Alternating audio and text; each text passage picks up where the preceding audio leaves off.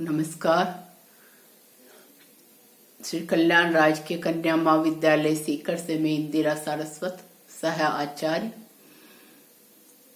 आज के इस वीडियो में हम रीतिकाल के कवि सेनापति के पद की व्याख्या करेंगे।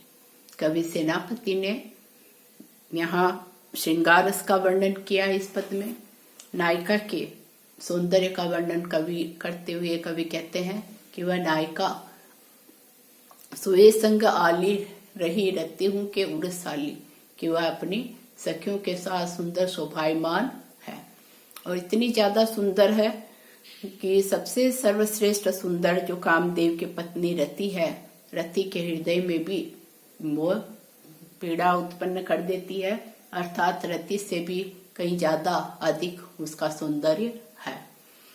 यौवन के गरुड़ चाल चलती दूरत के, तो वह नायिका यौवन से युक्त है, युवावस्था को प्राप्त है, युवावस्था का घमंड उसे है और यौवन के मस्ती में उसकी चाल भी हाथी के समान मस्ती भरी हुई उसकी गति है, चाल है कि उसकी चाल भी हाथी के समान बड़ी सुंदर है। युवावस्था के घमंड से गरुड़ से वह भरी हुई है।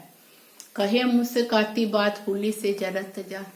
यही नहीं, नायिका के संपूर्ण सौंदर्य का कवि वर्णन करते हुए सौंदर्य को आगे वर्णन करते हुए कवि कहते हैं कि उसकी मुस्कान की अगर मैं चर्चा करूं तो नायिका की सुंदर मुस्कान कैसी है कि उसके द्वारा बोले जाने पर, बातचीत करने पर ऐसा लगता है जैसे कि पुष्प नीचे गिर रहे हो, कि उसके मोती जैसे मुस्कान, पुष्प जैसे सुंदर उसके दांत हैं कि जैसे पुष्प नीचे बिखर रहे हो।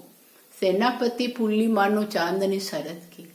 यही नहीं कि संपूर्णतः उसका गौर वर्ण, उसके सौंदर्य की चमक दीप्यमान है चारों ओर, तो सौंदर्य की चमक कैसी फैली हुई है जैसे शरद ऋतु में चंद्रमा की चांदनी संपूर्णतः पूरे आसमान में, वातावरण में छाई होती है। इसी प्रकार से रमणी के नायिका के सौंदर्य की जो चांदनी है उसके गौर वर्ण की, वह पूरे आसपास परिवेश में उसके सौंदर्य की चमक दमक फैली हुई है। छाए रही भरपूर पहिरे कपूर दूर, नागरी अमर मूरी मदन की दरत की। आगे की पंक्तियों में कवि सेनापति उसके सौंदर्य का वर्णन करते हुए कहते हैं कि उसके शरीर से ये सुगंध आती है। वह किस तरह से उसकी सुगंध है कि ऐसी उसकी सुंदरता जो रमणीय है, अनुपम है कि शरीर पर कपूर का पाउडर, कपूर की सुगंध का लेप उसने अपने शरीर पर लगा रखा है, तो वह खुशबू, वह सुगंध उसके शरीर से आती रहती है कि ऐसा लगता है कि वह नायिका की मानो काम पीड़ा का उपचार करने के लिए दवा का कार्य करती है, जड़ी बूटी का कार्य करती है। नागरी अमर मूरी मदन दरत की, मदन कामदेव, कि किसी की काम पीड़ा है और उस काम पीड़ा के लिए दवाई का कार्य वह रमणी करती है। अर्थात कोई भी अगर काम वासना से ग्रसित व्यक्ति है और उस नायिका के सौंदर्य को देखने के पश्चात उसकी काम वासना शांत हो जाती है, कि जैसे कि कोई बीमारी की वो दवा हो, जड़ी बूटी हो। मुख मृग लक्षण सो कही मृग राज कैसी, मृग कैसे दृग भाल बेंदी मृग मद की। उसका जो नायिका का जो मुख है, वह नायिका का मुख चंद्रमा के समान सुंदर है और उसकी कमर सिंह की कमर के समान पतली है।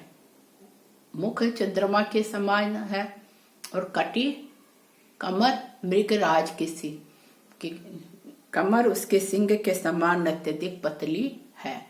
मृग कैसे दृग फाल बेंदी मृग मत की। और उसकी आंखें, रमणी की आंखें कैसी है? हिरण के समान सुंदर, चंचलता को ली हुई उसकी आंखें हैं।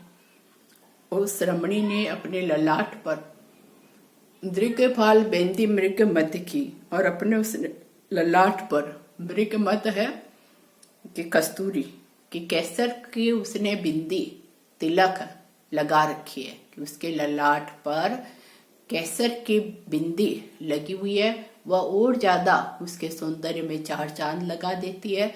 उसका सौंदर्य उस केसर की बिंदी से और अधिक ज्यादा निखार ला देता है।